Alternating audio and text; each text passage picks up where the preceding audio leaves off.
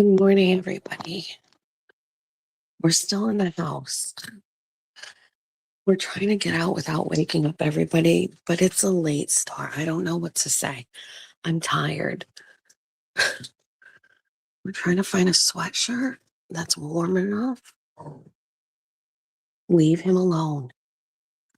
Good morning, Regan. Good morning, Quincy. I know this is probably chaotic for people, but I don't know what to say. Going in this. We need like an extra. Oh, yes, this will do. We need an extra thick sweatshirt in the morning because we don't wear a coat.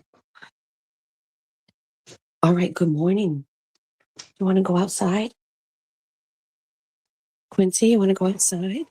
You do? Okay.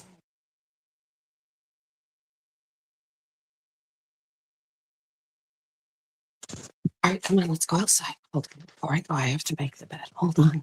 Hold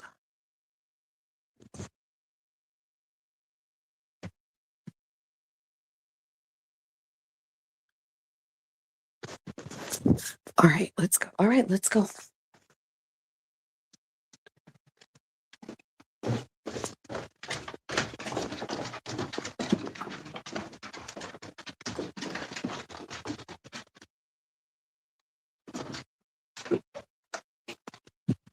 All right. Oh my God, it's freezing. All right, everybody, go outside. Don't dwaddle. Come back. All right, good morning, everybody. It's Christmas Eve.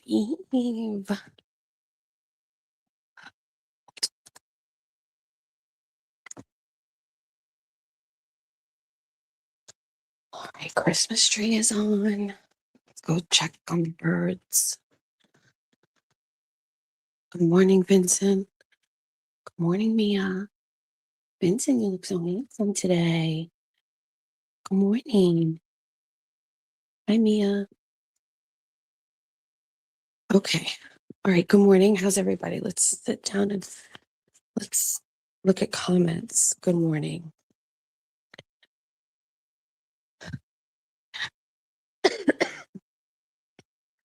It's freezing.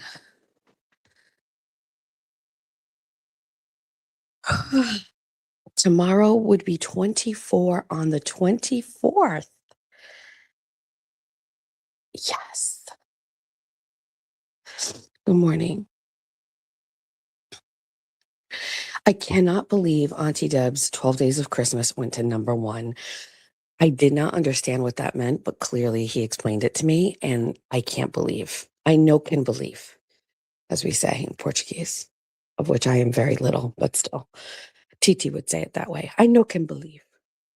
I had 2 psychotic nightmares. I had one nightmare. It's got to be somewhere after 3 a.m. because I got up at 3 a.m., went to the bathroom and got something to drink. And then I had another nightmare like first thing this morning. Like, I don't know how other people are. I have nightmares frequently. And I probably should Google it, but I have never Googled it because I don't want to know. But I would say I have a nightmare that wakes me up and scares me, like a nightmare, probably once a week. How do the birds survive no heat at night in the house? Maybe that's why they have lived so long. Okay, let me look at the thermostat and tell you what the temperature is downstairs right now. I haven't even turned it on yet. It's 59 degrees. So is that, we'll put the heat on.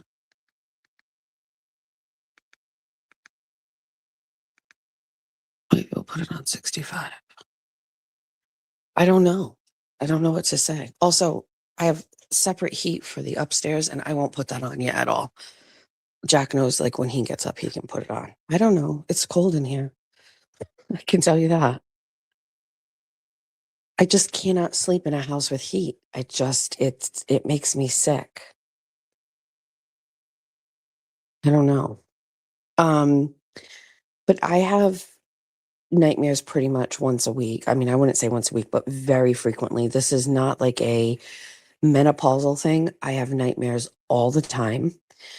I don't know what's normal and what's not normal. Like, I know I've asked Jeff, like, do you have nightmares? And he's like, no.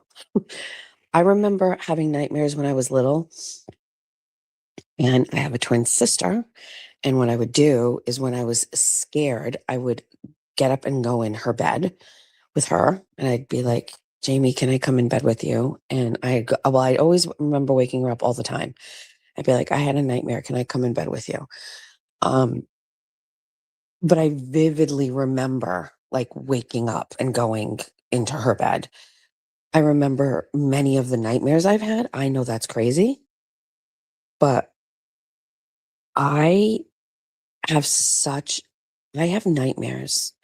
Also, I don't know how people are with dreams, but like I've looked into dreams and reoccurring dreams or themes with dreams. And like I've tried to look into that, but like I have reoccurring nightmares. I also don't know if that's normal, but I have literal reoccurring nightmares. So I have reoccurring dreams and I have reoccurring nightmares. Your husband gets very vivid nightmares when he's stressed. I guess I've never really looked at whether or not it's related to stress. I wouldn't say I'm very stressed. I take trazodone and I've never had a dream. Is it because of PTSD? What? Well, so you're saying my mind is trying to work something out. So let me give you an example of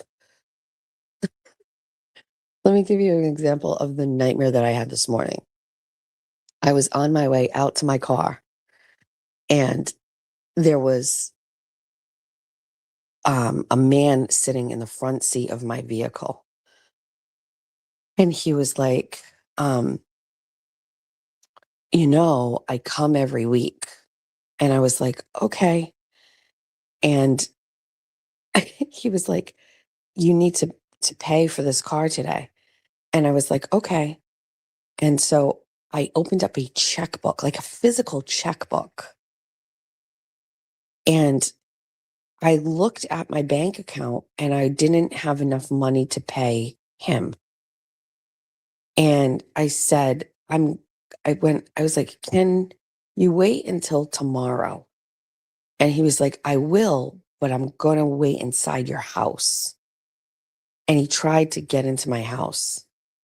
And I don't know if it's now I'm working this through in real time. I don't know if it's because there's like a lot of Home Alone things going on, but like I had a rope that was at the bottom of the doorstep and it like prevented him from getting in. It was like booby trapped. Just, I have no idea. And then it was just scaring me.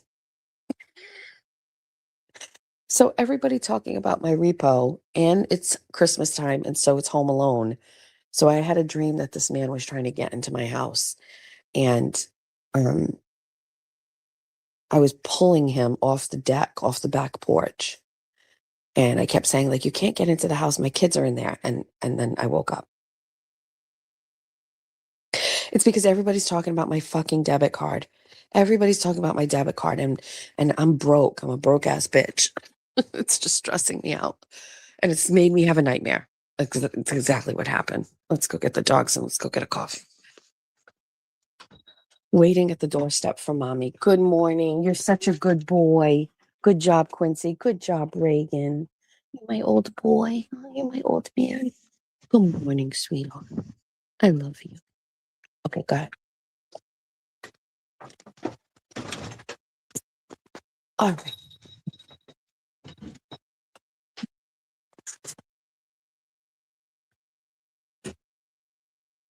Okay. I'll fill you in on what happened yesterday. Hold on. Quincy, are you okay? What's the matter?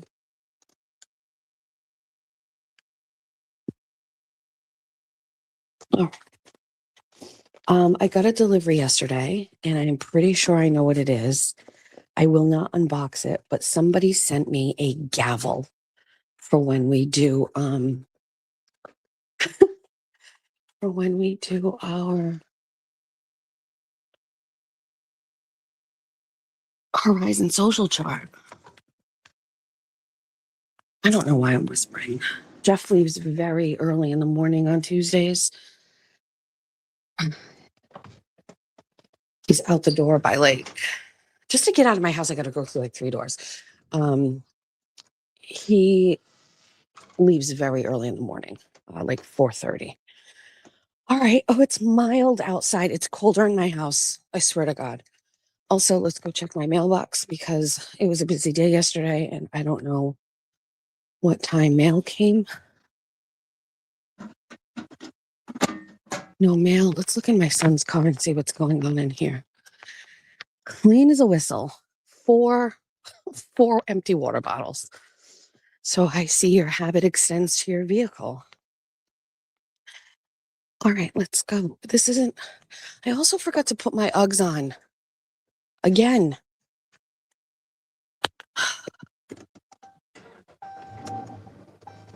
Hold on. Georgia and I went shopping yesterday and we stopped at Taco Bell just to get Baja Blasts, and they are left in the console. Hold on. This is chaotic.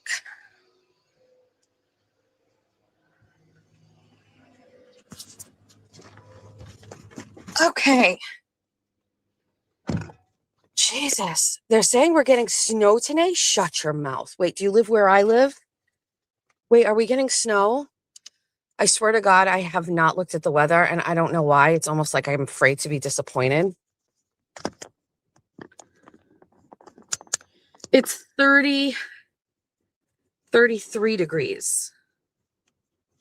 Not a lot, but enough to be a dusting to make it look pretty, because I'm all about that. Rain in Arizona, Plymouth a couple inches later. It's going to be in the 60s. Wow. Okay. So that's actually not going to work for some things because Jack is stressing me out beyond. Jack is like, I do not want gifts. I just want money. Do not buy me gifts. Just give me cash. And I have never done that in my life. I refuse. There's something wrong with that. And I had a couple of ideas for gifts because I always have ideas. So fine. However, those ideas and gift ideas only added up to what did I get him? I got him a shoe rack for his bed because he upgraded to his sister's bed and he needs a rack to go at the foot of the bed. So I got him that. It was only $40. I don't know. I only have a couple things for him. Oh, an album. An album that he wanted. And an actual vinyl. My kids collect vinyls. Old and new. Well, because I went to Sunset Records, but I collect vinyls too. But what was the one? What did I just get him?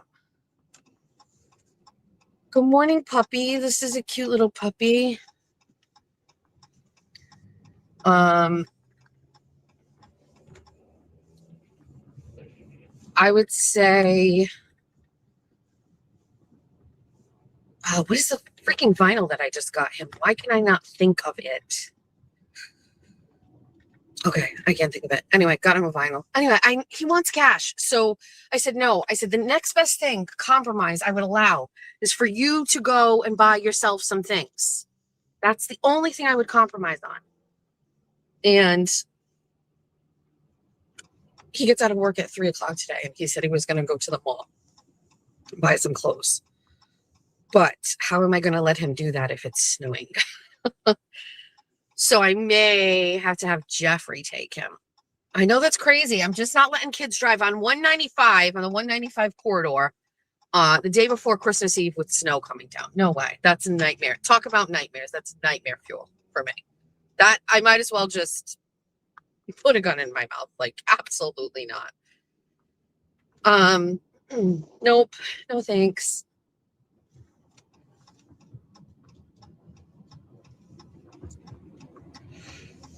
No line at society. It's official. No line.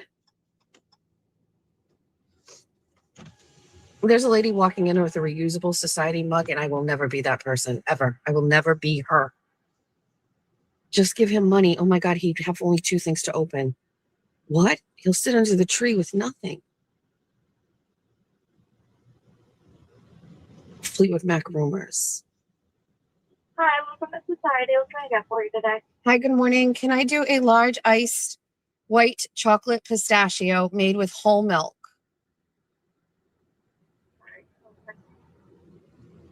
Large ice white chocolate pistachio with whole milk. Yes. Anything else for you? No, and there's no line behind me, so do you mind if I ask a quick question? No problem at all. Do you have like the nutrition information for that beverage by any chance? I think we should. Hold on 1 second. Let me ask my shift lead. Okay, just looking to see how many calories are in that. Yeah, I can see if we have that. All right, I'll grab it at the window when I come. How about that? Okay, All right, thanks. I just want to set her. I just want to know. Look at no cars again. Jeez. I could wrap the money, I guess. I don't know. Feels weird. It's never happened. And on top of it, Julie's not going to be here. So what are we going to do? Be in the foyer under the tree for 5 minutes? I would not be okay with that. Scavenger hunt, babe. I am tired. Do I have resolved traumas? 100%. I'll tell you the rest. Hold on. I'll give you the rest of what my dreams are, my reoccurring nightmares and dreams. Listen, that one was essentially, even though it wasn't a repo guy, it felt like a repo guy. And it had to do with my car, and it had to do with Home Alone. And it scared. I get very scared. Everything scares me. So anyway, yeah, the gift situation, I don't know. It sucks. I mean, Jack's going to be 20. We're getting to that point. It's crazy to me that last Christmas was my last Christmas that all my kids were home under the tree, opening presents, lots of presents from me, having hot cocoa, and then going into the kitchen and getting, hi. So we don't have the nutritional facts. I was trying to find like Okay. the calories on the bottle. Yeah. But like the vanilla syrup doesn't have calories, and then like the pistachio says like pure fluid ounce, whatever. Oh, I can't speak. yeah. But, so I was trying to figure it out, but if you want to look it up, we use 1 pump of vanilla syrup. So, and there's no calories in that one, you're saying? Well, if they don't have a calorie like Oh, on the back, okay. it probably is calories because Okay. it's sugar free. Oh, okay. Okay. And then the pistachio, we do 3 pumps of pistachio. Okay. And then we just use whole milk and Okay. white chocolate. Okay. I come here every day and I do a show in the mornings, and I have like haters that are saying it's like I shouldn't get this drink every day because it's like a 3,000 calorie drink every day. And I'm like, it can't be 3,000. It's probably like, my guess, probably like 800. Yeah. It's Gotta figure it out. high. Yeah.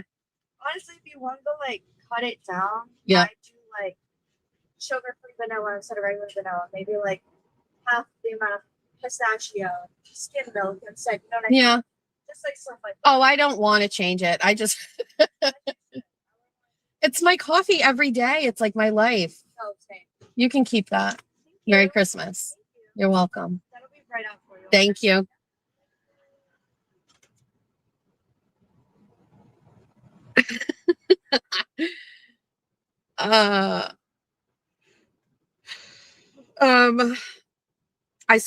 I do have a gift card to Society. It's in my text messages, but I'm going to be coming here. So I'd like to use it when I come in. After we start back to school with Georgia, I'm going to, I think on Tuesdays, I'm going to come here and work from here. So yeah, I don't know about Christmas presents and Christmas. Thank you. Merry Christmas. No thanks. Are you open tomorrow? We are. We're open till 1. Okay. And not Christmas Day. Okay. Thanks. You too. I wanted to say. All right. Anyway. So that's the Christmas situation. It's going to be weird. It's fine. I have to think of, I also usually not make Christmas breakfast, but I do cinnamon buns and bacon.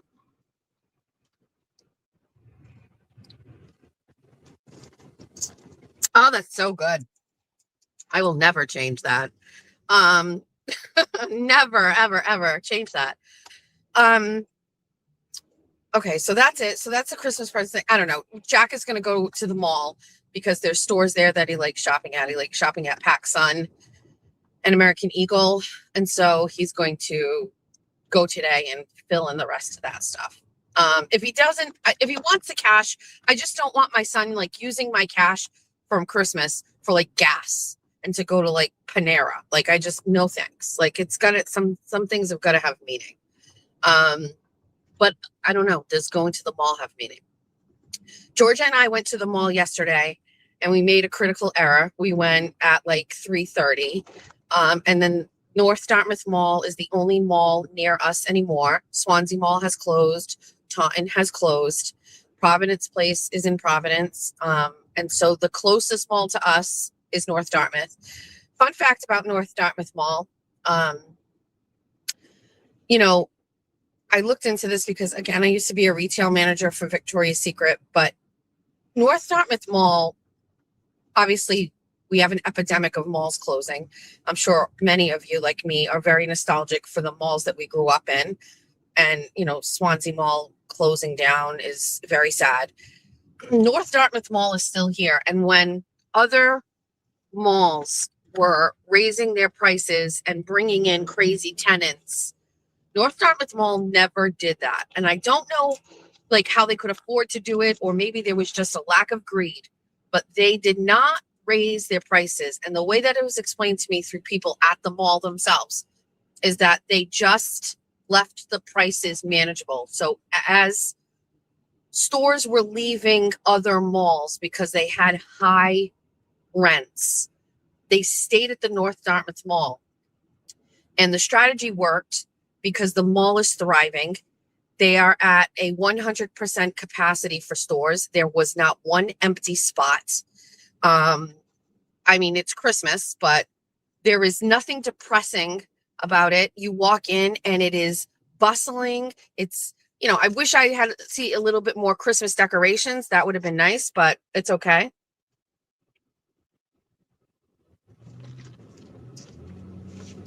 But the place was packed. Long lines. There was a line to get into Pandora, and I am confused. Pandora bracelets were a thing like 15 years ago. Okay. And I'm sure you all know what Pandora bracelets are, right? Right. So Pandora bracelets were a thing. And I have not seen or heard anything Pandora bracelet in many years. And my mother mentioned a Pandora bracelet the other day, and I was like, what the fuck are you talking about? And she came into the living room and she said, can you put my Pandora bracelet on? And I was like, look what came out of the jewelry graveyard. Okay. But now there's a Pandora. Oh, streamer, what is a Pandora bracelet? Pandora bracelets are these bracelets that have charms on them. And they were pretty costly. Like they weren't cheap charms. They were like expensive bracelets. And you added charms and all different kinds. And Jack and George's Bubby, we used to get her one for Mother's Day or Hanukkah. So they're back again. They're back. And so dig it out if you have it. Go through it. Find your Pandoras. There was a goddamn line and a rope to get into the Pandora store. They got a Pandora store, a brick and mortar store. Like, what? It's not even online. It's like in person. And they had a security guard and they had somebody like with a line outside. And I am obsessed. I'm like, give me that energy. Give me, you gotta wait for something. It's so hot. You need to stand in a goddamn line. It's like Cabbage Patch Kids in 1982 all over again. Pandora's, people going crazy. Only I'm just not into that. So the mall was just bustling. There were so many people. There was a guy. What store did we walk in? Let me think about this. I'm trying to get a visual in my head of what store we were in. There was a man carrying, Old Navy, a man carrying his child on his shoulder, and the child was screaming. Love it. Absolutely love it. Burlington Coat Factory in the mall, Warzone. So much of Warzone. I could not get the one item I went there for. I have to go back today, this morning, just to go get this one item because they are the only ones that have it. Believe it or not, Julie wants a pair of leather gloves with black fur around the wrists. And I couldn't find them anywhere except there. And of course, when I got there, the line was 25 deep. And Georgia was like, no. The main reason we didn't stand in line for that, germs. I did not want to stand that close to a bunch of people and get germs. And so we abandoned them. I'm not even lying. We put them inside a boot on a shelf in the shoe department. And so I have to go there today and see if the gloves are still inside a boot in the size 11 boots. Nobody's going to buy size 11 boots on the top shelf.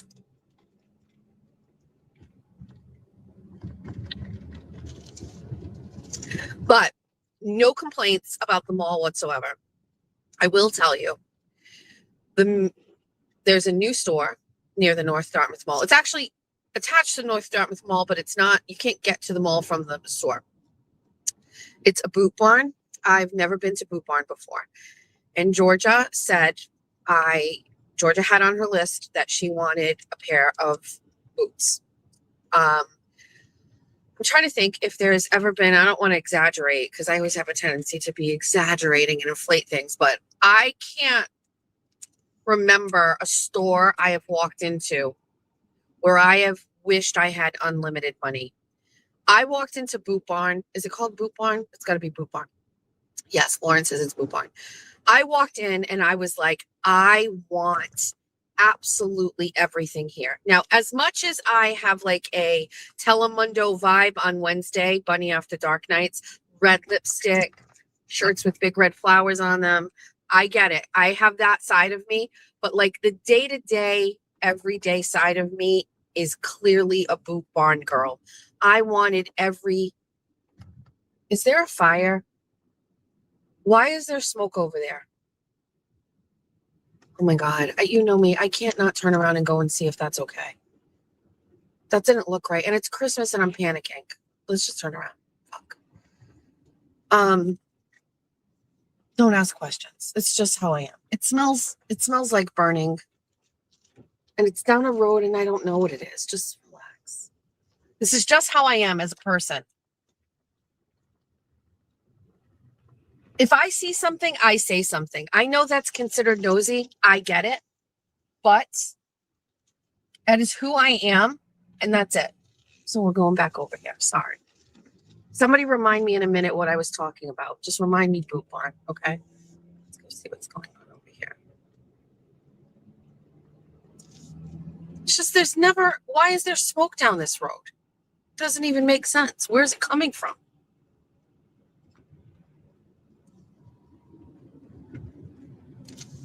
I'm turning down and nobody can stop me.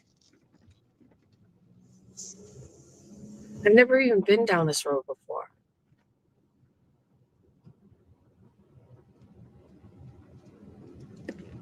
Okay, where the fuck is that smoke coming from?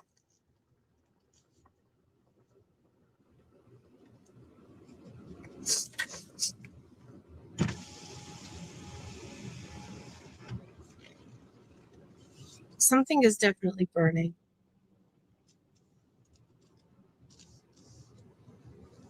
Oh, it smells like wood. Like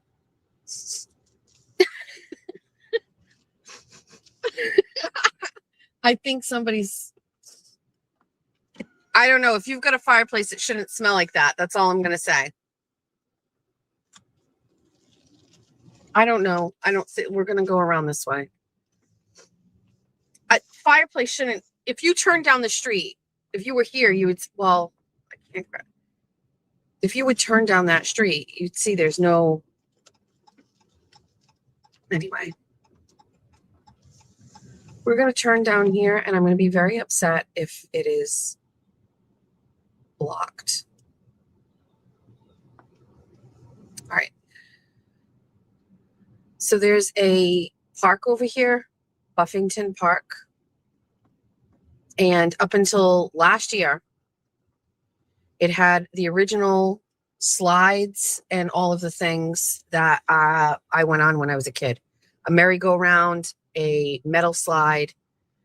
They got rid of it and they put another one. And first time I'm seeing it, it's actually super cute. I'll allow it. It's fine. This is one of my favorite parks. Up here on the left-hand side, there used to be a well where you could pump water. And when I was a kid, we would bring gallons up here. Anyway, I'm coming up here because usually you can see deer in here. So we're just going to come while I drink my coffee and talk to you and see deer. Usually there's nobody in here whatsoever. And there are no deer here today. They're usually here and they're so cute. There was a time I used to come when I had Jack and he was a baby, and I would try to get him to go to sleep after Julia was dropped off at school. I used to come here and I would bring cut up apples and feed the deer. All right. Anyway, okay, so Boot Barn. Oh my God, it's absolutely amazing. I'm obsessed. Everything is absolutely just perfect. I love every single solitary thing in Boot Barn. I've never seen anything like it. Every single solitary thing. In Georgia, this girl walked in and she had regrets about things that were on her Christmas list that I already bought because she was like, I would like this, this, and this. And I was like, girl. So, cheat code for anybody that wants to know. If you buy a pair of boots, okay? So these are cowboy boots. If you buy a pair of cowboy boots for women, they're $160.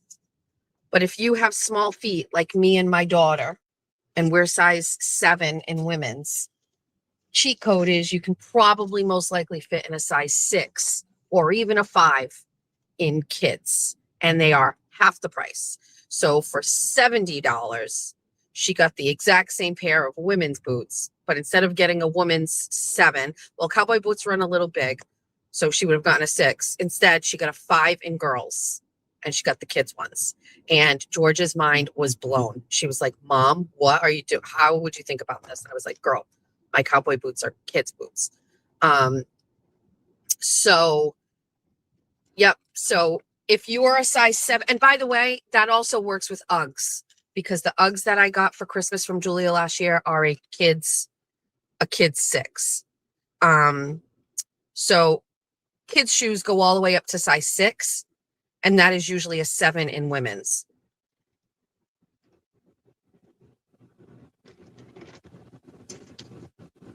And so Georgia got the absolute best pair of boots.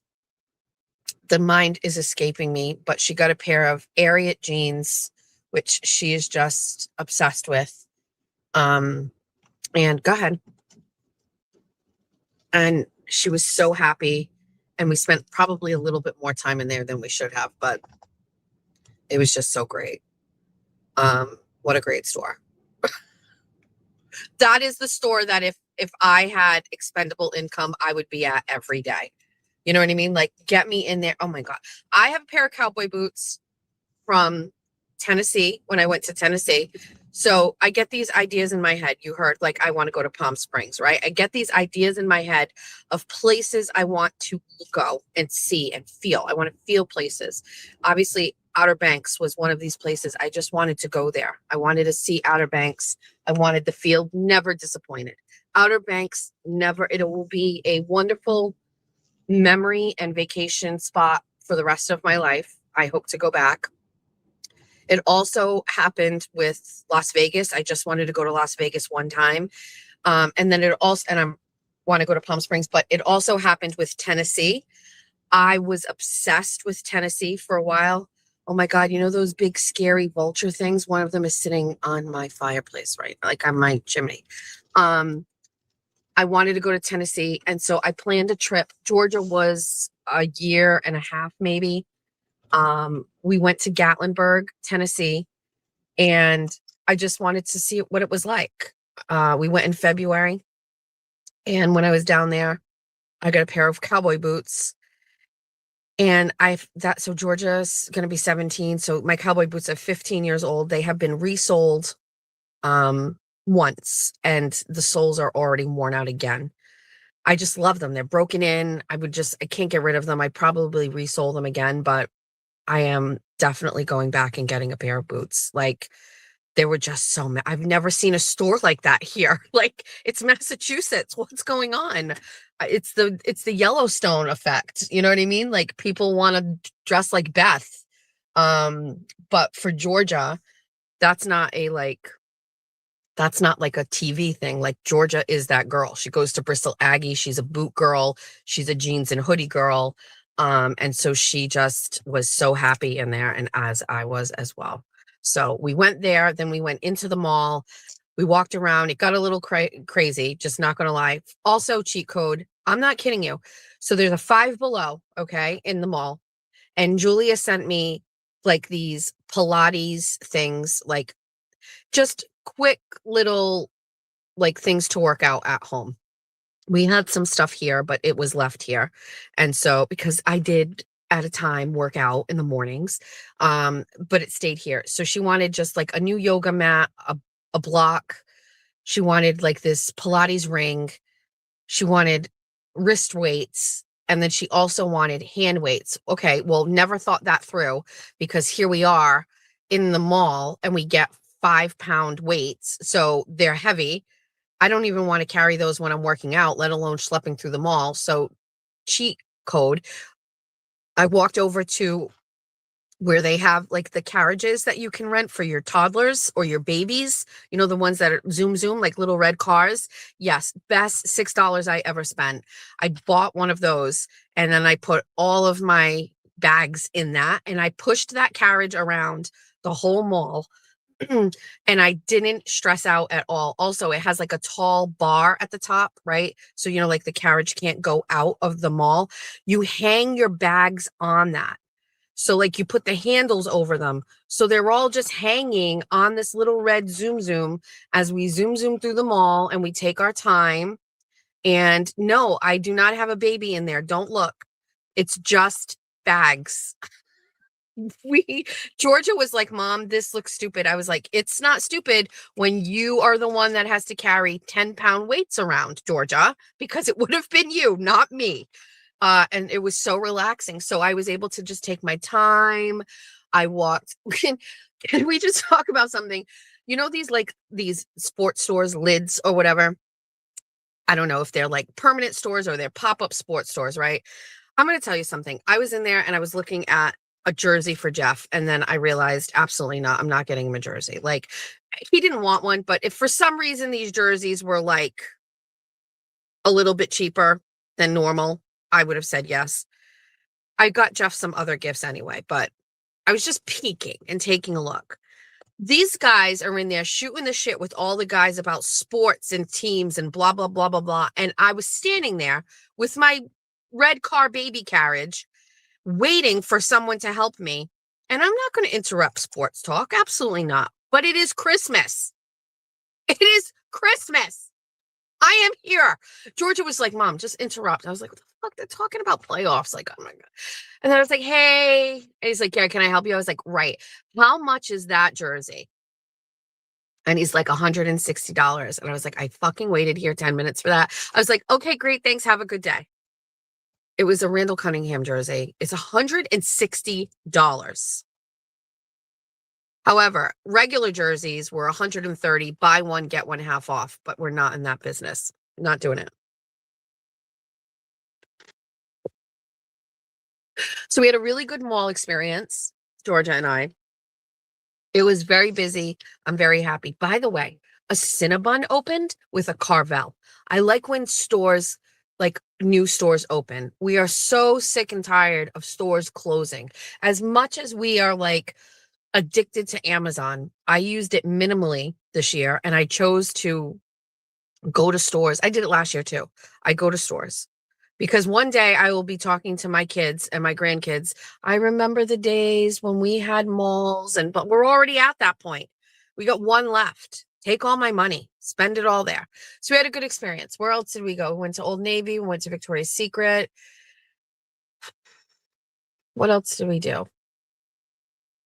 I don't know. Anyway, so we shopped and it was great. And then we came home and I was going to wrap presents. And then I got tired and I was like, I'm sleepy. And I fell asleep on the couch, which is probably for the best. Jack worked a double yesterday. I feel bad for him slightly, but it happened when Julia was in high school and college too, when she'd come home. Christmas, you work so the adults can go have time off. So Jack worked a double. He went in at like 12. He worked until 3:30, no, 4:30, came home and then went back and worked until 10. So there's that. What else? Am I covering everything? Let me look at some comments.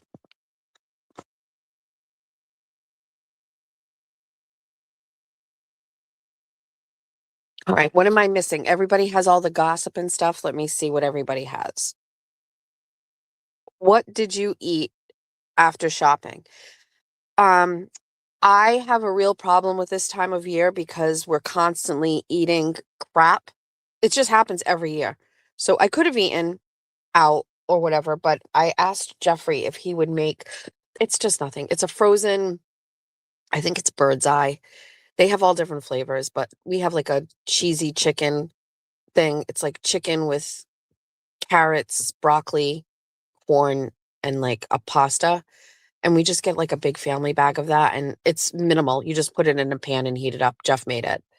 So actually, when I walked in the door, it was done. And I got to sit down on the couch and eat. And then I fell asleep. All right. I want to read comments because I need to be filled in on the gossip.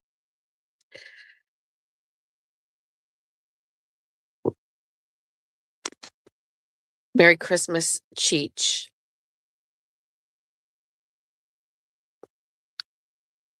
Yeah, I can't believe there's a Cinnabon there. Usually the only time you see a Cinnabon around here is like, I don't know, airport. Did you know Ariat was named after the racehorse? I did. And I actually didn't at first. Georgia told me that. Because I used to say Ariat, but it's Ariat. And Georgia's the one that explained it to me, that it was for Secretariat. How do you say the other one? Is it Kim's or Kimes? But Kimes is another like rancher jean that Georgia likes. Jimmy's number one. Yes. Saw that. It is absolutely hysterical. What other gossip? Tell me. South Shore Plaza. I used to work there at the Victoria's Secret there. That was my store. Merry Christmas to Jess and all the bunnies. Thanks, Karina. You too. Jeff Machado is worth every penny. Get that man a Cunningham jersey. You know what, Coach K Swizzle? He already has one. He already has a Cunningham jersey. This guy defending my husband. Jeffrey Machado. Ben Rosa, yes, I will talk about that. Give me 1 sec. Okay, remind me in a second about the email. And then I want to know about, did somebody just say Mike Crawford? I would like to know about that. Jeff has an office downstairs. And when we built this house, he didn't need an office, but I made him a sport. When we built this house, when we bought this house, there's a whole room downstairs, like a big, huge room. And I painted it and made it into a sports room for Jeff. I put a hanging bar in the corner so all of his jerseys can get hung on there. And since Jeffrey has met me, his jersey collection has quadrupled. More than that. He has so many, even he said this year. I don't even really know. I almost got him. I was looking for Saquon Barkley, technically a Saquon Barkley jersey, because I know he would want that and add it to his collection. But there just happened to be a random Cunningham one there that was really nice, and he doesn't have that. But anyway, Jeffrey is fine. Honestly, he doesn't want anything because I got him that stupid guitar. He plays the guitar nonstop. It's constantly in his hands. It will not stop. Okay, let's move on. Give me the tea on Crawford. I need the tea on Crawford only. Stop putting other things to distract me.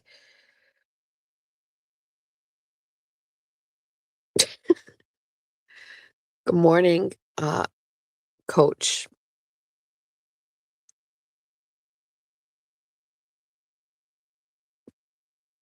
Get him new sneakers. That is actually on the list of things I do have to get today. I bought Jeff a pair of Nikes. I don't know what it was for, Father's Day or his birthday. No, it's going to be Father's Day this year. They squeak. I don't know if I talked about this. These fucking sneakers squeak. There's something wrong with them when he walks. So when we're out, sometimes I call him Squeaks and he like laughs, but like they have to go. But we're not big shoe people. If you've obviously heard from me, like I just don't. Spending a lot of money on shoes really bothers me. Can Jeff please collab with Jimmy? Crumble Dubai chocolate. My mother went to Crumble yesterday, not for no reason, just to go get cookies with her cousin. Meow, meow, meow, meow, meow, meow, squeak, squeak. Okay, so the guitar, listen, I knew something was up with the guitar when he was watching the Eagles play and he had it in his lap when he was watching the Eagles. That's next level. That's next level. Cryford, shit, it goes by too fast. I can't see it. Tom CPU had a truth journey. Nick Rocco illegally taped Tom CPU. What? It's his emotional support guitar. I can't think of. Okay, now I can scroll. Hold on. Let me look. I want to scroll up. I've tasted one crumble cookie and it was very, very, very sweet. Cryford restreamed JFK, who was restreaming Will. Why do people do that? I guess. Maybe I don't want to say that I would never stream someone else's stream. Maybe I feel like I could, but I don't know. I'm trying to read. I can scroll now. Hold on.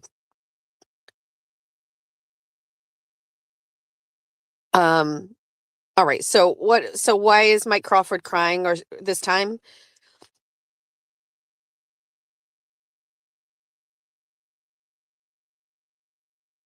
Crumble cookie is literally insane. 2-hour wait, 6 cookies, $100. That would be the goddamn day. Absolutely not. I remember when Sonic opened in town. So we have a Sonic, okay? And the closest other Sonic is in Rhode Island. We have a Sonic and it opens in Somerset. And my daughter was, I don't know, she was probably in middle school. It's got to be middle school or high school, Julia. No, high school. Anyway, Julia was like, Mom, please, can we go to Sonic? And I was like, if you think I am going to wait in line for food like that and not like be at a game or like like a football game or a concert, it's not happening. And that poor child waited months to go to Sonic. And I was like, there's something wrong. If you rush out to go get a hot new food item just to take a picture of it, we are not partaking in that.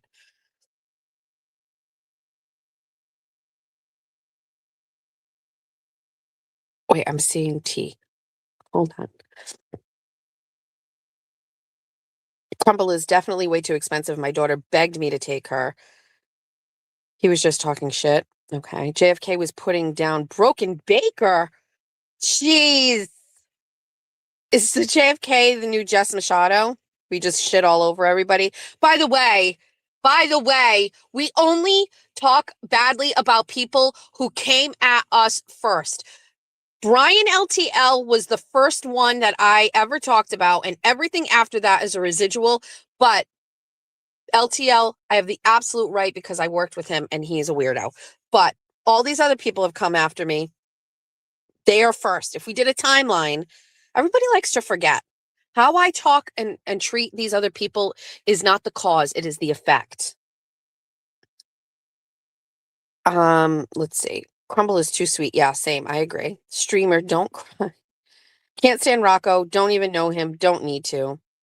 Y'all have insomnia cookies. Those are so good. There is insomnia in Providence on Thayer Street, right near where the Brown University campus is. We used to go there a little, not all the time, but we've been to the insomnia, yes.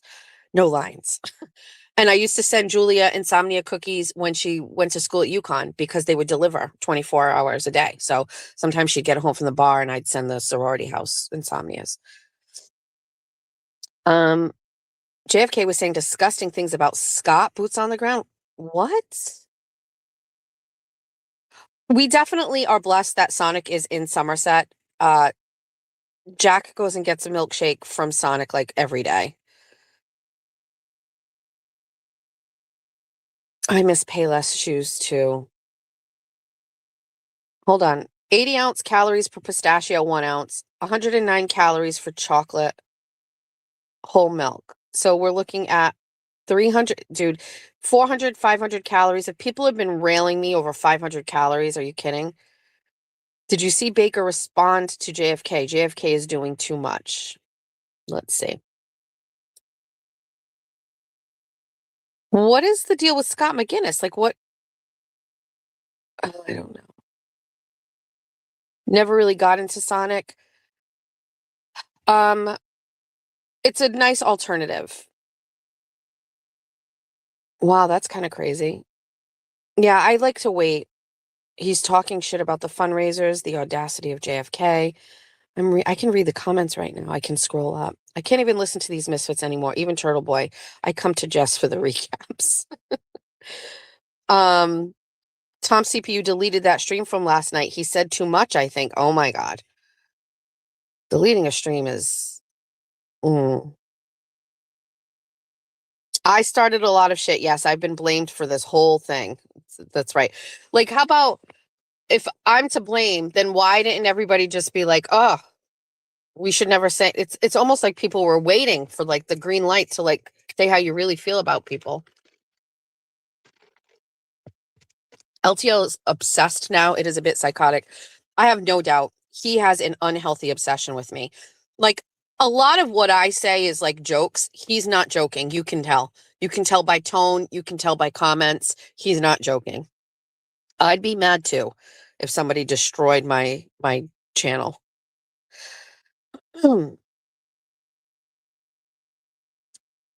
Esty bought the Mexican Jordans. That's one I didn't know.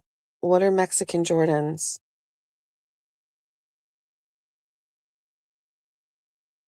There's a Canes. Fall River just got a Canes as well. Fall River has everything. They have a Chipotle, they have Canes, they have Chick-fil-A, they have, is that it? They have Five Guys, they have Trop Smoothie, all in one area. All right, so LTL wants to clip things, dish it out, but then he can't say, of course not. Listen, I will die on the LTL hill. I was right about that guy from the very first interaction I had with him after when I first started working for him and did that stuff. I have to turn the car on. I'm sorry. It's a little too cold. Because I don't have my Uggs on. I was right about that guy. Listen, I'm not saying you have to have grudges, okay? And I'm going to talk about this at some point, but holding a grudge isn't like petty. Holding a grudge is loving yourself enough to not compromise like how people made you feel. That's my take on grudges, okay? And I do hold grudges. I really do. And I will hold a grudge against people, especially in this world, like this fake world of YouTubers. Like I will hold a grudge 100%. In real life, it's very hard for me to even come back from grudges in real life, but I hold grudges. I have boundaries with things. You know what I mean? Like I don't know. Also, it's not even that deep. Like if it feels wrong, it's wrong. That's it. If it doesn't feel right, I don't feel good. And so bye. See ya. Bye. I don't like you. And then if you're a real dick, you're a target. With Brian, all I wanted to do on that very first stream I did on the Jess Machado show was basically, I wanted to say what I had been holding off on saying for a long time. I wanted to disassociate myself with this person. I wanted to cut ties. And I get it. Like there's some fuzziness there. It's also like when I called him, I was like, oh, I'm going to get a studio or whatever. Like maybe you want to come and help me set it up. Like, I'm not saying that was a deliberate test, but it was very obvious to me that the behaviors that Brian possessed when I worked for him were now going to be extended to me. Brian is very jealous. He is very competitive. And because he knows he doesn't have a talent, and because he knows he doesn't have a skill set, and because he knows he is generic and lame, everybody else is a competition to him. Instead of working on himself, instead of developing himself, he looked at everybody else. That's why when I was with him, he would shit on Mike Crawford. That's why he would shit all over the Glare. That's why he would tell me that those guys were doing deliberate streams to go up against his streams so that Brian wouldn't get the views. I learn more than anything about that right now. Like, first of all, it's a courtesy, but it's not a given that you don't stream at the same time, especially when you share the base. But like, Brian's obsession with that, and his obsession with the Glare, and his obsession with Mike Crawford, and his hate for them was something I had to listen to, and I didn't appreciate that. And it put like a negative connotation in my mind about the Glare from the get, because I didn't really know him. And also made me feel bad for Mike Crawford, because while Mike Crawford, now I don't really know, was just seemingly doing his own thing, you've got Brian on the background, like acting as an op, like running streams the same time Crawford did. Like Brian was weird and obsessed, and the same behaviors that you see now were there before. You just see them now. Okay. And my take was, if I'm going to enter in this arena, I want to distance myself from this person, and I want to be able to tell the reason why and be authentic about it. As you can tell, back then you guys didn't know me very well, but now you know, like, I'm going to give the tea. And the tea was, I didn't like that. I didn't like that when I was working for him, I had to listen to him talk shit about all these other people. Okay. And instead of working on himself and his brand, he was just out there to thwart everybody else's. And so, fine. But when I got my studio and I called him and said, I got my studio, that went from me being someone that went on his show to now a competitor, competition. So that's why that guy never called me. And it was very little about him not coming to help set up my stuff, and more about the fact that, is he going to treat me the same way that he treats everybody else, which is as competition? The answer was yes. And so once I determined that, then I wanted to just be very clear. I want nothing to do with that guy. And maybe at the time I thought people were going to start like connecting me to him more because I was on his show. I just wanted to like make the break. Like, I don't want anything to do with this guy. Does that make sense? So I don't know if I've elaborated that on for a long time, but I think sometimes I say things in a joking manner, but like, get a thick skin and grow the fuck up. I'm called fat every day on here by you, Brian. Every day, Brian makes a joke about my appearance and my weight every single solitary day. Like, my issue with Brian is he sucks at his job of a YouTube streamer. He sucks. He sucks. And he pretends to be better than what he is. And I feel like he sucks. That's it. So all of that other stuff. And then all the other weird stuff. Like the other stuff I've never even talked about, the weird stuff. Okay. So I always gave credit to Brian. He ran a good show with good video, good sound, good lighting. His shows were produced well, but there was no substance to the show. There was no substance. Do you know what I mean? Does that make sense? I can't talk about the weird stuff.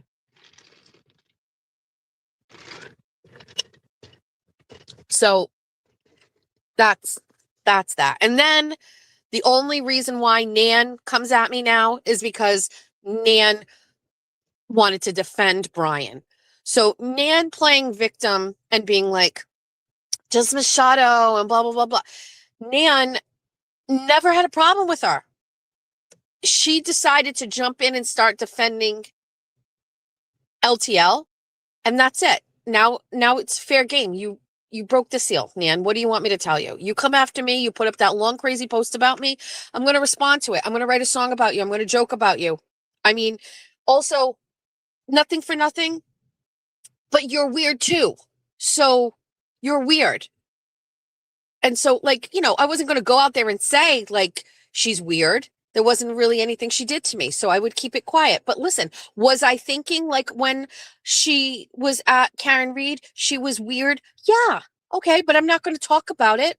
But you come at me, like, okay. No, never a problem with Ray from Dallas. Why would I have a problem with Ray from Dallas? I don't even know this person. Absolutely no problem from Ray from Dallas.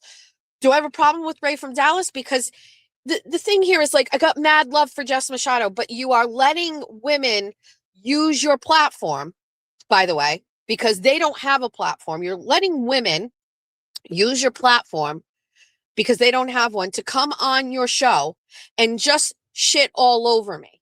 So, and by the way, it is like very specific that that's what it is. It isn't like I'm coming on the show, I'm going to be interviewed by Ray for Dallas. Lindsay Gattani is like, I'm coming on Ray for Dallas show about fuck Jess Machado. And she puts up these posts leading up to it. And so it's a Jess Machado themed show, Ray. And then I deal with that one. And then there's another one, Jen Altman. I am going on Ray for Dallas because Jess Machado is this woman yesterday, I will 100% respond, but is in one breath saying, and I wasn't listening to it, but apparently the bunnies were. So it's not even somebody, 3 different people were listening and said, she's saying that she never said anything about you being a mother and she never would and blah, blah, blah, blah, blah. Like, and she's saying that on the show apparently. And then, like, the post announcing the show on Ray's show was like, she is a terrible mother. Where would I get the idea you're going to talk about my kids? Because you put up a post and said, I'm going on Ray's show to talk about Jess Machado. I'm done with this bitch. She's a terrible mother. Where would I get the idea? You, Jen, you, right? So my issue with Ray for Dallas is you're giving women who don't have a platform to come and talk about me and shit all over me. So why would I like Ray for Dallas now? I'm just asking.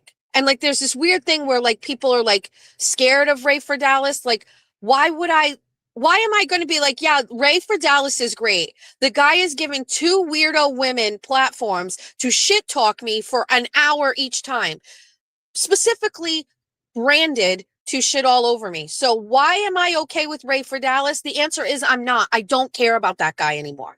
Like, this weird thing, like a guy who doesn't live here, fine. You want to get involved and you want to hype people up. Okay, great. I don't really know, but, like, I am not a fan, sir. Sorry. And there's this weird thing where everybody's like, you can't hate Ray from Dallas. Why? Why can't I say that I'm not a fan of Ray from Dallas if he's giving somebody his platform to go and shit all over me? Again, it's not incidental conversation. It's not like it came up in a conversation about something else and you're talking about Jess Machado. It's like, I'm going on Ray's show to talk shit about Jess Machado. So sorry. I mean, you're not a target of mine, but, like, I don't fuck with you anymore, dude. Like, bye. And you'll stream this too. I don't really care, but, like, I'm not living in a pretend world where we have to compromise, like, how we feel about stuff for, like, some other greater, like, picture here. No, thank you. Do you know what I mean? So there's that. Now, in regards to, hold on one second.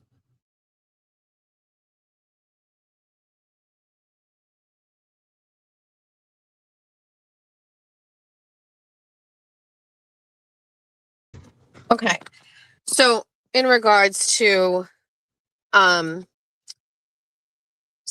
again, another one. So I did not listen to the Jen Altman show on Ray. Well, the Jen Altman stream live as it happened. And I want to thank everybody who did listen and then send me like their commentary or whatever as it was happening. There was absolutely no way I was going to be doing that yesterday. However, remember I said I came home, I ate, I fell asleep. When I got upstairs, I went to bed. I put it on and I listened to it. And so there's a couple things. It sounds to me like at the end, she said something about a white flag, like she's never going to talk about Jess Machado again. She's going to put it whatever, blah, blah, blah, blah. That's great. Not me. Number two, I can't tell you how many times that, okay, so it was essentially 1 full hour of Jen Altman talking about me. And I have never dedicated a whole hour of my show or on my platform to talk about Jen Altman, but I will now. Also, Jen Altman had just there's a very weird feeling I got listening to some of this. The first thing is that Jen was saying things as if they were fact. That was one of my biggest takeaways. It's like I know why she did this. I know why she did this. I know why she inserted herself into this. And Ray's like, oh, that's why. And she's like, yeah. And I'm like, that's not true. It's just not true. And then I'm going, okay, well, she doesn't know about this. So if she doesn't know about A, then maybe she would think B, right? Or C. But she doesn't know about A. And so I'm like, oh, do I want to talk about that? Maybe I don't want to talk about that. Maybe I'll talk about that. I don't know. But like, there's just listening to a woman like with definitive conviction talk about things that she is absolutely wrong on. It didn't upset me. What's the exact feeling I had? Humorous. It's humor to me. Like I wasn't laughing, but like I was finding it funny that someone would go all in on things that they know nothing about. And so one of the things, I'll be happy to clear it up, because she said she deleted the text messages between us, but I didn't. I did not delete the text messages between Jen Altman and I. And I know exactly where this kind of turned or whatever. And one of the things that Jen Altman left out, and I will read them all to you on the next show, which will probably be Saturday. But one of the things that Jen Altman didn't say is that in the text messages between us, she was asking me not to talk about stuff on my show that related to her.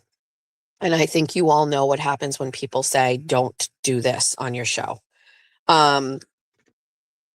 You know what I mean? Like, I'm just not really sure. Like, the other thing too is,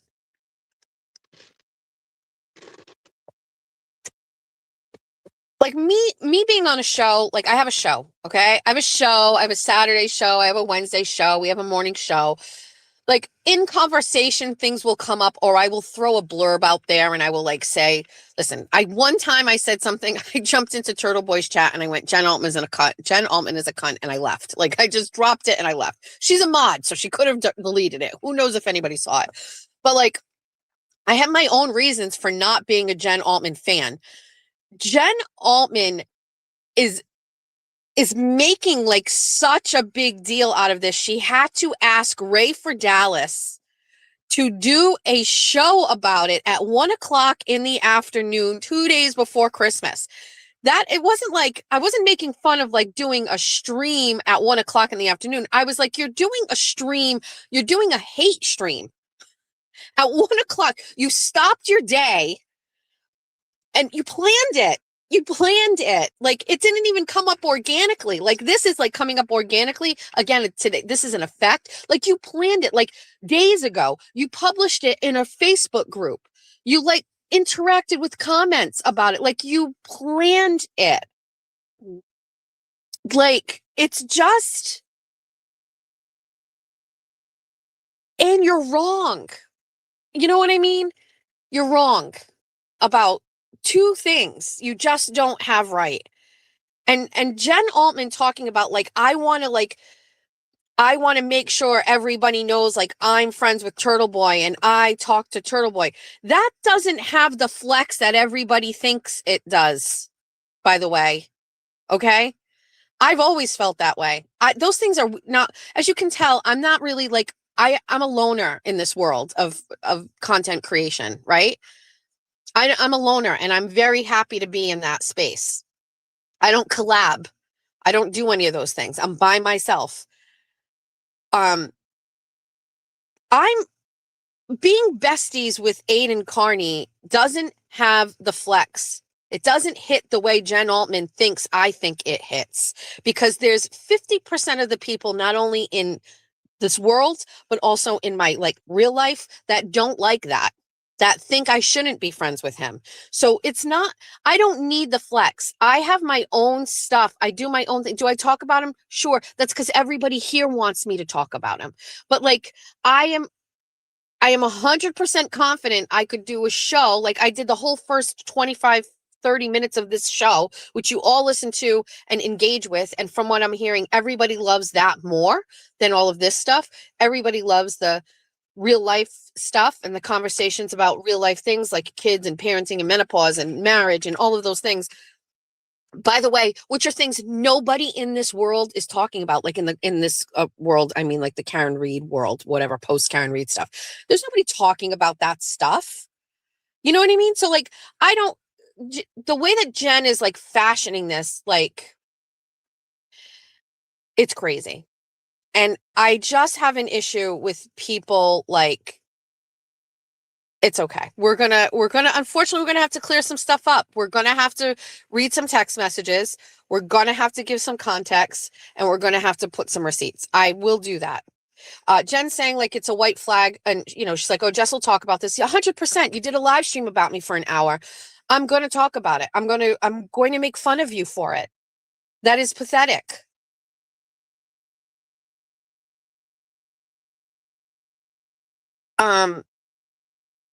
So, and in real world, I wouldn't care, but we can talk about it here because I know that the besties want to hear about it. Maybe they don't. I don't know, but we're going to talk about it anyway on Saturday. She will talk shit about you today for sure. She has a whole ass group. And I get screenshots from there all the time where she posts about me all the time. It's very funny, but like, I don't know who does it. There are people that make these videos where it's like somebody saying something in video and then it's like it cuts to a receipt where it's the opposite. If I had that skill set, I could make a whole fucking video of that. What Jen Altman said yesterday and then like contradicting herself in posts. Do you know what I mean?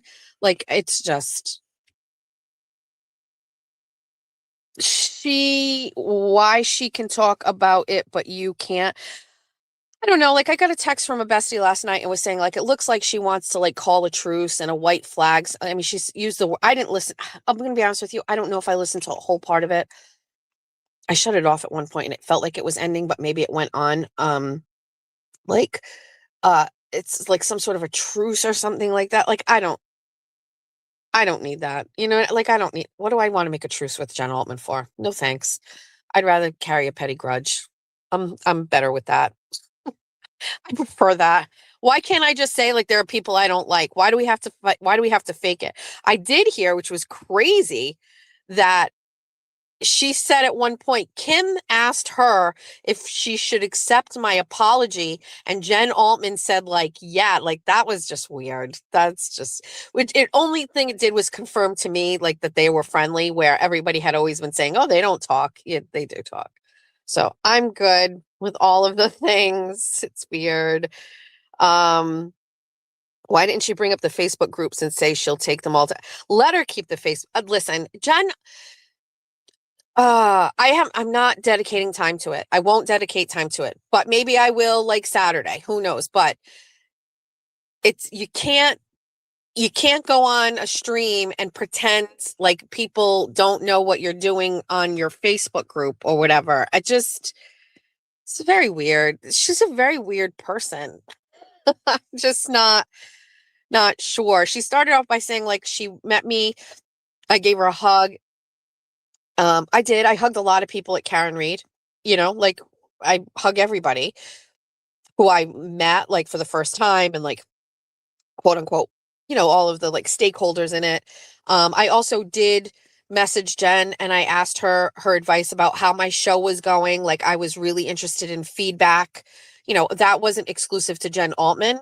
I sent that message to everybody who was like, great show or congratulations. Like, please give me your feedback. I'd like to hear what everybody thinks. So it wasn't like Jen Altman was my confidant or I was looking, it was just very generic. Like, please, thank you so much. Give me all of your advice. I would love to hear your take on it. Like, whatever. Like that is a duplicate message that I sent to so many people. Like, give me your take on it. You know what I mean?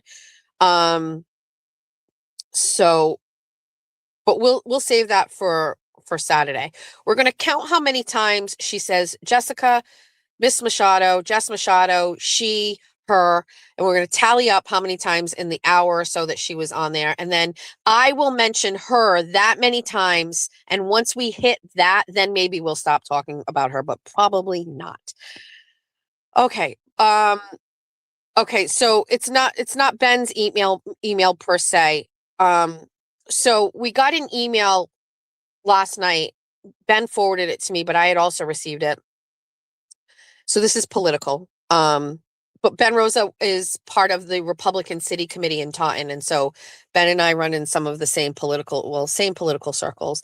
And so we got an email from the chairman of is it Brockton? Which one, Ben? I can't toggle over to it. But hold on, I don't want to keep going until Ben tells me what it is. Brockton. So remember I told you that I'm the chairwoman of our Republican Town Committee here. This is actually tea. So it's political, but you guys are going to find it very interesting. So we have Republican Town Committees, okay, and city committees, and some of them are not formed. So you have cities or towns that do not have active Republican Town Committees. Now, if you're a Kayla Churchill, which is your state committee woman, or your Boomer Amaral, your state committee man, you have a group of cities or towns that you're responsible for. And your job is to build those committees in each town or city, establish them, get their paperwork filed with the state and your town clerk or your city clerk. And ideally, they should be meeting 4 times a year, okay? Like my RTC meets once a month, but 4 times a year, right? At a minimum. And you're supposed to have people on the committee. You can have up to 35 people, and whatever. Now, many communities don't have them, but some do. But why these are important right now is we're going to have a convention, and the Democrats have it as well. But your convention is like your hype moment, and it's next year, where everybody from your party goes that are delegates, and your delegates are decided by who's on your RTC. Okay, so your Republican Town Committee, you get a number from the state and they tell you how many delegates you have. Okay, and it's based on an equation on what percentage of people voted for the last election. It's a little complicated. I'm not going to add that all here, but you get a number and they're going to tell you, like, say the Mass GOP calls me and they say, you get 13 delegates for Somerset. Okay. Now those 13 delegates will go to the convention, and at the convention, all the delegates are there and they vote on who the nominee is for the party. In the Republican Party right now, we have 3 candidates running for governor. We have Mike Minogue, we have Brian Shortsleeve, and we have my guy, Mike Keneally. Okay. Now, it doesn't necessarily matter, right, who wins the convention when it comes to real life voting, because we will have a primary next September and everybody will vote. But things will change a little bit for the person who is the party's, winner, right? At the thing. The convention also gets delegates, super delegates. There's delegates that can come from, like, the candidates themselves are given delegates from the Mass GOP, and they get to hand them out, obviously, to people that are going to support them. But there is drama going on. And listen, I already know because people are buzzing around communities that don't have established RTCs right now.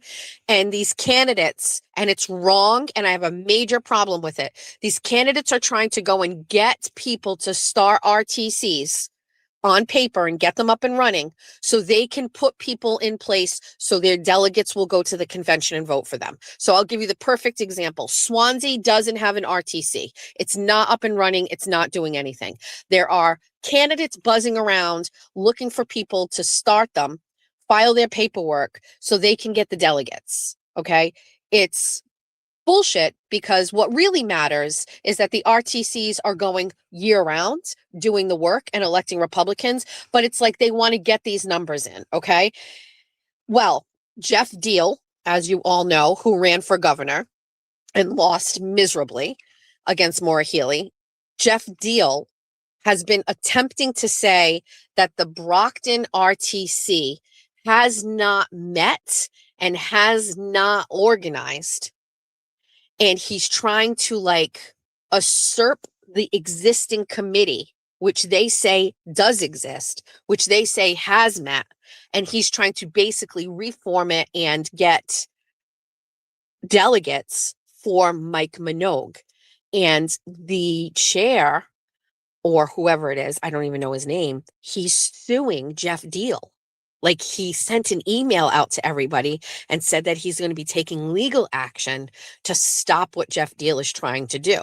And this is why, this is why the show is going to be so important. Like, a lot of people don't understand, like, Mike Minogue and like the people that are surrounding him. But like, Kayla Churchill is a Mike Minogue girl.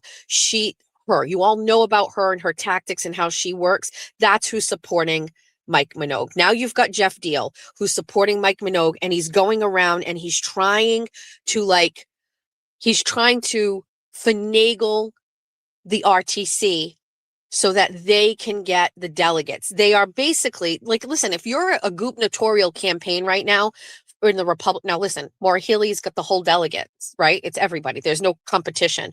And so it's going to be a big love fest at the Democratic convention. It's going to be hype. They're going to bring in all the Democratic, your Elizabeth Warren's going to be there. Your Anna Presley is going to be there. Michelle Wu's going to be there. All of the Democrats are going to come in, and it's going to be one big hype rainbow party. Like, it's going to be a blast.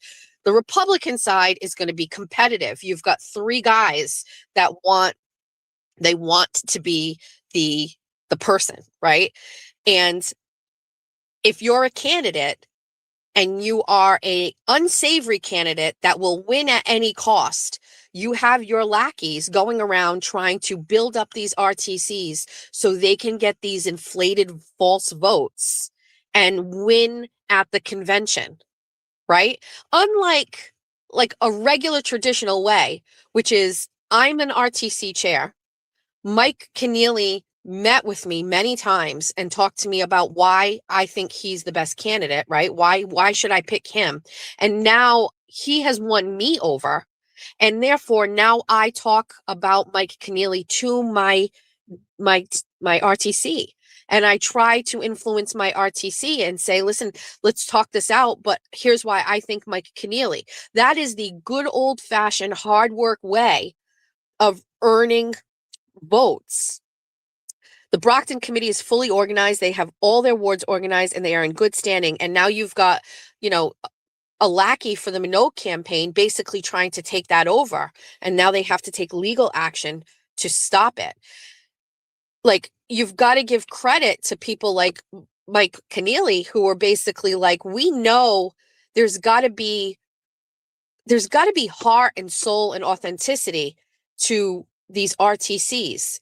Going around and just generically organizing RTCs and throwing people in there to inflate the vote. How is that? I mean, you can do that. I'm just going to say you can, but it's not going to work in the long term. You know what I mean? So I think it's pretty crazy. That's my take. I think it's pretty crazy that this is happening. I'm not surprised. It's just crazy. But here's another like tentacle of the Mike Minogue campaign that is just so disappointing. Stay away. It's the same old players. Jeff and Larry Novak, the chair and Brockton, have despised each other for years. Yeah, it's just, I already had a feeling about Mike Minogue, but the people that Mike is surrounding himself with are just not good. Minogue has commercials and sending out holiday greetings. What is Keneally doing? Nothing, and nobody knows who he is. I totally agree with you. Mike Minogue has a lot of money. Mike Minogue was just at my town RTC, 100%. In my opinion, I'm not sure that to win this election, that is the most important thing. You know what I mean? Like, you certainly have to get past the primary, but there's a lot of independent voters, unenrolled voters out there. So, you know what I mean?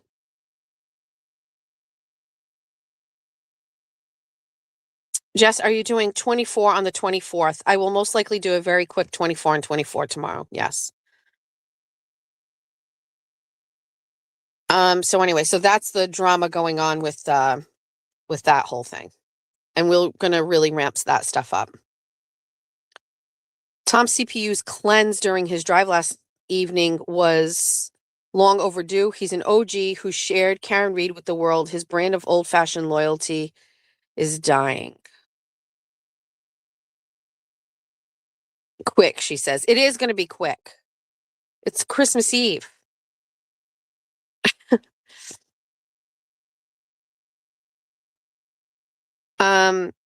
All right, I didn't see the chat while I was talking because I was going on my rant. I had something else I needed to say too. Shoot. I can't remember. I'm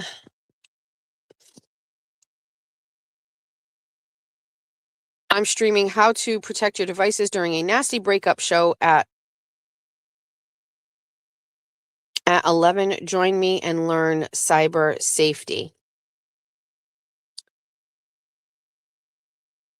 Cyber Chick is doing, hold on, let me read it again.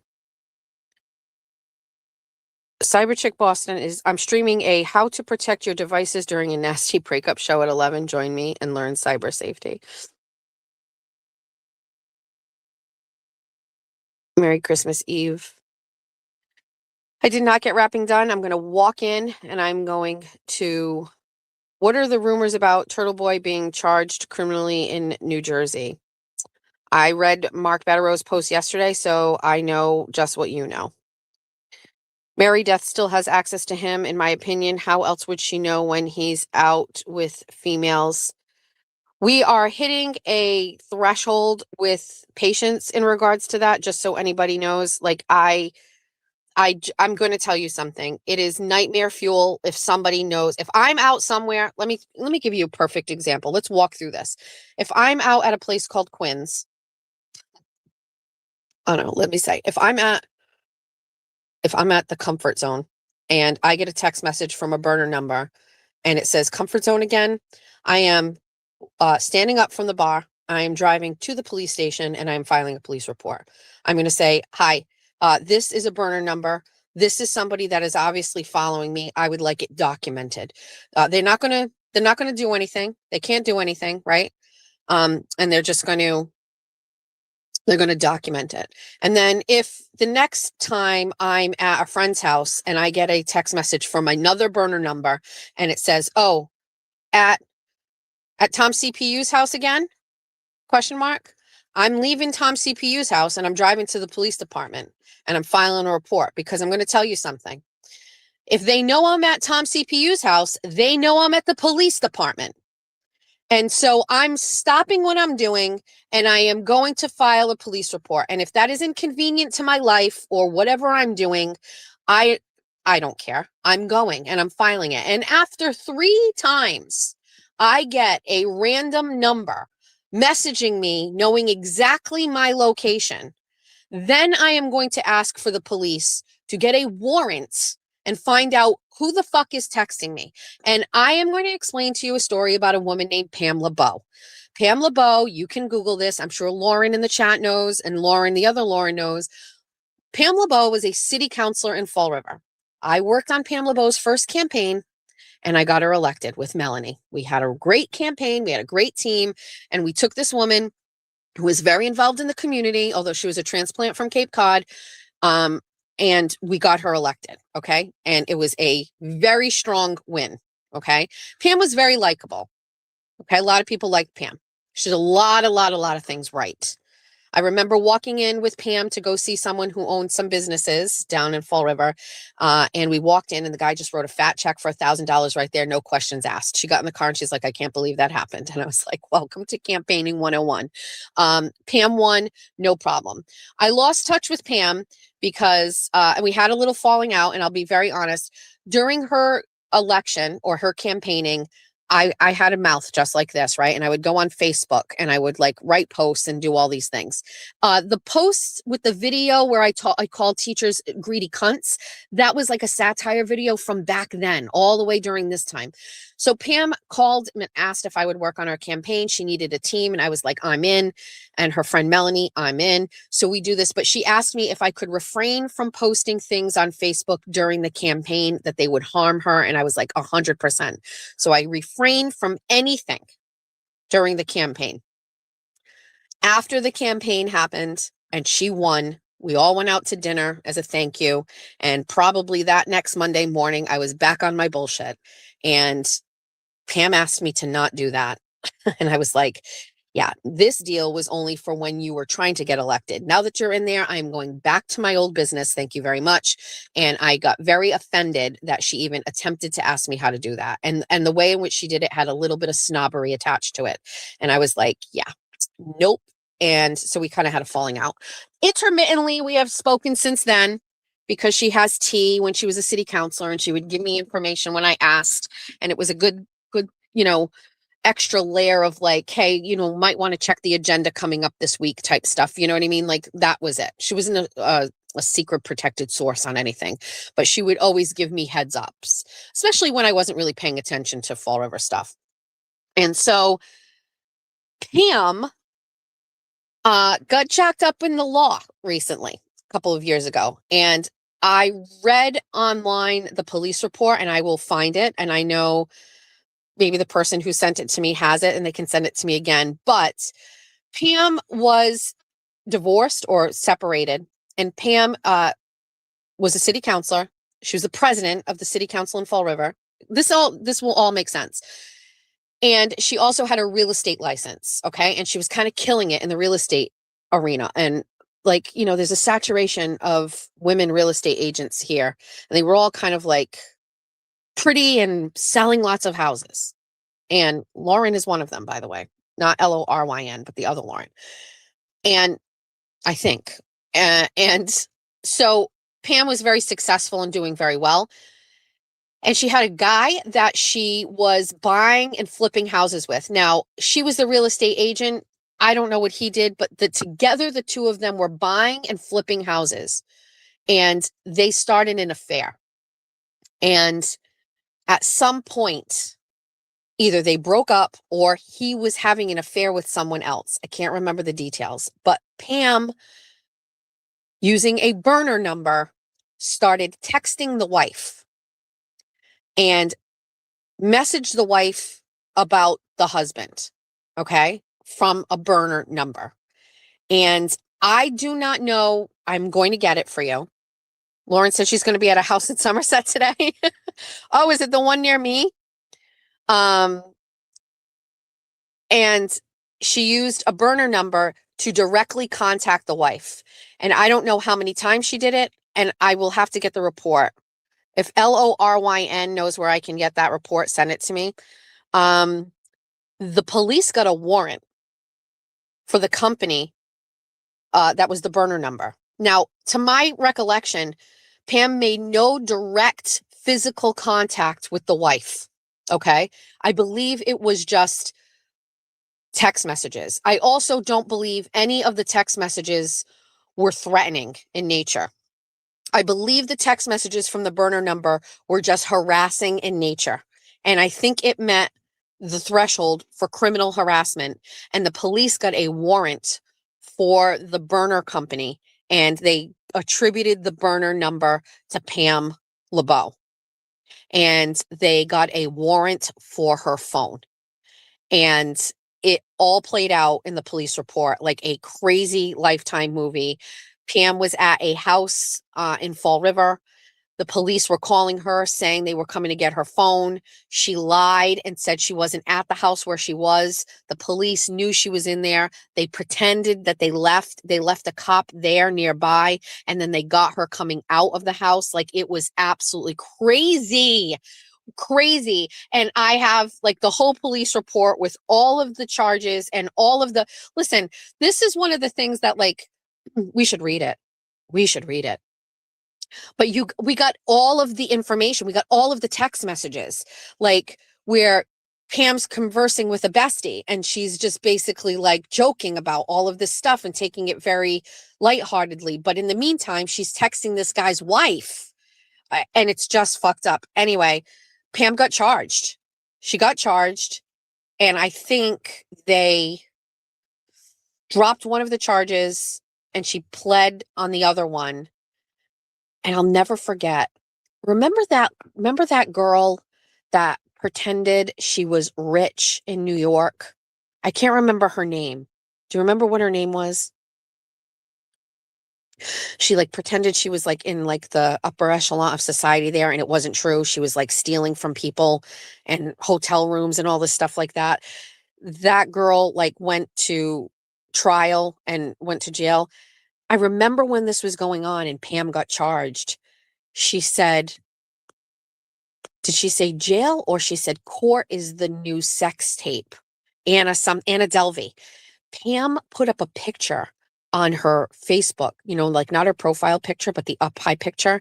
And it was a cartoon of Anna Delvey in a courtroom. And I think she said, court is the new sex tape or jail is the new sex tape. And she was just not taking it seriously at all. And it was wild. When I had my charges, I was like, I was crying. I was like, oh my God, I'm on bail. Pam was she was all over it. I really don't know. Like, I guess in Pam's mind, like, who knows? We don't know the whole details, but like maybe, Pam was told that he was leaving his wife and then he didn't, I don't know. It was pretty salacious. And also like not a lot of people were talking about it, which was crazy. But she ended up, I think, making a plea deal for something. I'll have to find out. But I have all of the details of the police report, which I don't think were ever published. But she was using a burner number to connect to the wife, and they got a warrant and got her phone, and that's it. Like, I don't know. And keep in mind, she was a city councilor. So like, it's crazy. It was the Westport Police Department though, because the family, the wife, she lived in Westport. So anyway, I'm just wondering why, luckily Jen Altman didn't say anything about your kids. Oh, her and Ray saying last night, or yesterday, well, I listened last night, why would we ever say anything about her kids? And she's like, because you literally put up a post and said, I'm going to be on Ray's show on Monday at 1 p.m. I'm done with this woman shit. She's a terrible mother. You talked about me being a mother and how you were doing this live stream. Why wouldn't I think that that's what it was going to be about? Like, I didn't just put, what I mean? It's like they're making it out like it's some sort of disproportionate statement. You literally wrote in your post about what kind of a bad mother I am. Also, she said that I'm a terrible mother or something, but then on the stream, she was like, she's a great mother. Her kids seem like really great kids. Which is it? Is it I'm a great mother or I'm a terrible mother? Because you've got that up there too. Well, it doesn't really matter. It doesn't matter what Jen Altman thinks at all, but I'm just saying it's just very contradictory. Turtle Boy's last ex downloading and using things that she helped him with. This is hard for me to read. I can't read all that. If you buy a burner and ever have it turned on anywhere around your regular phone in your name, you're done. They can easily find out. I don't think she was using a burner phone. She downloaded an app that gave her a burner phone number. I know there's a lot of burner phone numbers that are floating around in the the universe that we're surrounded in. I don't know if that's how you do it. Like, is you download an app and then they give you a number? I don't know how that works. It's possible to be a great mother and a terrible human being. Not happening. That's not true. I'm a great mother and a great human being. I don't know what you mean by that. I can't tell in the context of it. Jess, why is there a crown singing after my name on here? Beats me. I have no idea. Ask one of my mods, please. I don't know. Yeah, she never addressed the Facebook accounts she has for you. No, I don't think so. I got to go back. I don't think I listened to the whole thing because somebody told me it was an hour and I thought it was only 38 minutes. Maybe I ended it and I thought it was done. I'm not sure. Google has the right to connect to Wi-Fi hotspots even without permission, and it is all done. It is done all at the time to track people.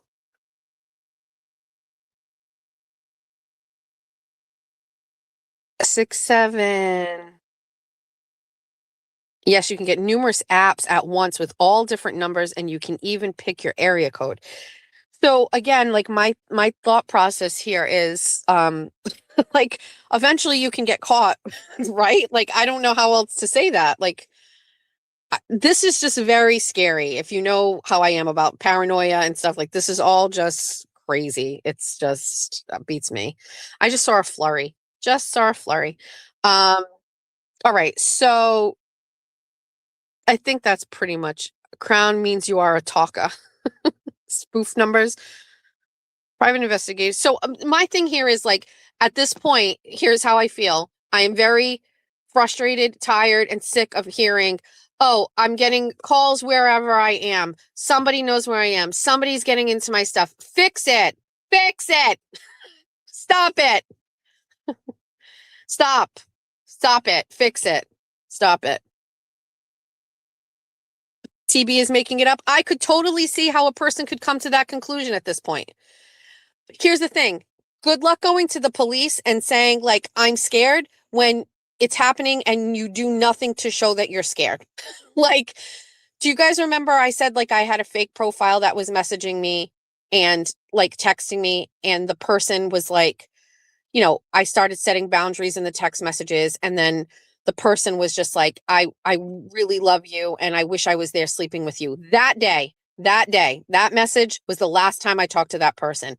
Also on that day, you can go and find a police phone log to me calling the police department and me saying, I'm scared. I don't know where this person lives. Maybe they live far away. I'm not really sure. Can you send a police officer to do rounds by my house? And them saying, no, we can't help you. And me crying on the phone, like scared. So like, that's not manufactured fear. That is genuine fear. Okay. So if you're, and I'm sure like if that person continued to contact me, then I could go and get a restraining order from that person. It happened with Steve Cody. Steve Cody was posting videos about me on the internet about fucking my skull.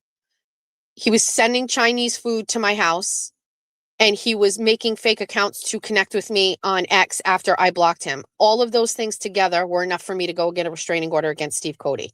And more, by the way, there were other things too. So, and Steve Cody, you know, the police department, the first time this happened, they said, well, he doesn't drive, so I don't think he can afford an Uber to come and see you.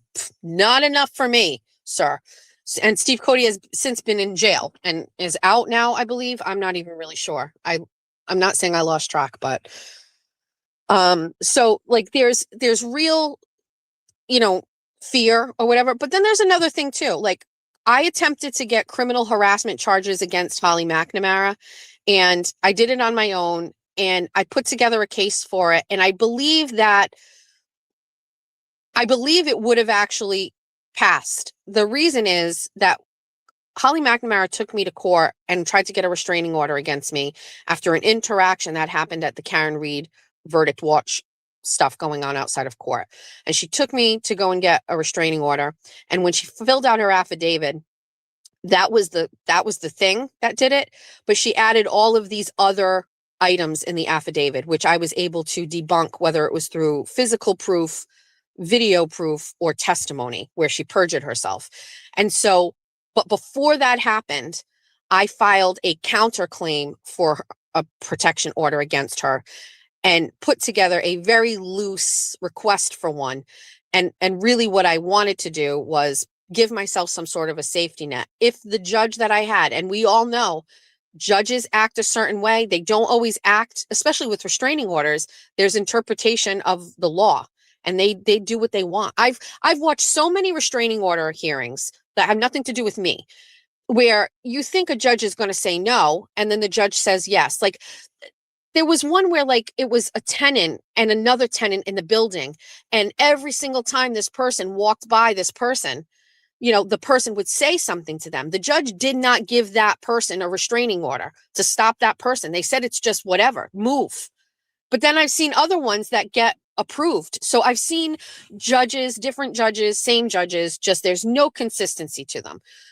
So not knowing about this judge, not knowing if he was going to see what Holly wrote as all, if this judge basically, this is a very important part of it. If everything that Holly put together in her affidavit, despite me being able to disprove some of it, if the judge still felt that he was going to rule that there was an HPO that was going to be issued, I wanted to have a counter HPO with the same very loose stuff of getting a restraining order. So in my mind, like if this is a hard ass judge and he's not giving one, then I don't need it. But if he's going to give one, well, if she's going to get one for A, B, and C, which are so stupid and dumb, I'm going to throw one together for A, B, and C that are also kind of stupid and dumb, right? And so I put together a counterclaim for an HPO. It was very obvious because Holly's case was heard first that the judge was not going to issue her a restraining order. He really was basically like, this is not harassment. This is not contact, like blah, blah, blah, blah, blah. And so I knew when he got to me and he was like, now let's hear what you have to say. You can hear me on the audio. I say, like, Judge, I understand where you're at here and blah, blah, blah. And I'm not, and you can hear me. I don't even present everything. And he's like, listen, I'm going to deny that and I'm going to deny hers or whatever. When I later chose to formulate all of the stuff together that I believed constituted criminal harassment and exceeded the threshold for her to be charged for criminal harassment, she had an attorney. We were in a magistrate hearing and her attorney just said, listen, she was here already with an HPO request and it got denied. And the ruling from the magistrate, which came a couple of days later, was basically like, listen, if this didn't meet the threshold for an HPO, it certainly isn't going to meet the threshold for criminal harassment. I wanted to appeal that and argue and say, you'd have to listen to the audio or get the transcript of that original one to see that none of what I'm talking about today was discussed that day. You know what I mean? But I didn't do that. I was a little unprepared. And so it got declined. But what it did do is basically stop this whole back and forth, which was great. Okay. Okay. Also, Holly McNamara is in Jen Altman's Facebook group, constantly writing, oh, what a terrible person I am, and fluffing up Jen Altman every time she posts about me. So anyway, okay. I can't see only sorry Noodles mama. Did something happen to Noodles? What happened? I have to scroll up.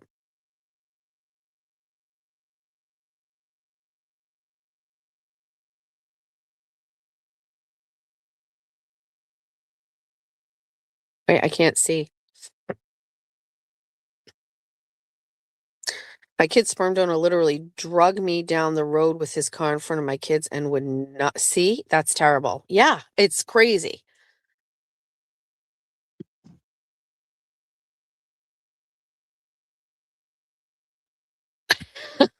Oh, not now says I strive for zero discord in my life, no arguments, no bad feelings. I do not enjoy. It says the stress. I thought it said the streets. And I was like, I can't believe that kid was able to get a TRO and take the baby. I just can't wrap. Are we talking about Kelsey? Yeah, that is a crazy situation. I have a take on that, but we'll save it. It's an hour and almost 2 hours. We got to go. We've got a lot to do. Besties, thanks for joining. I just want to say I appreciate all of you.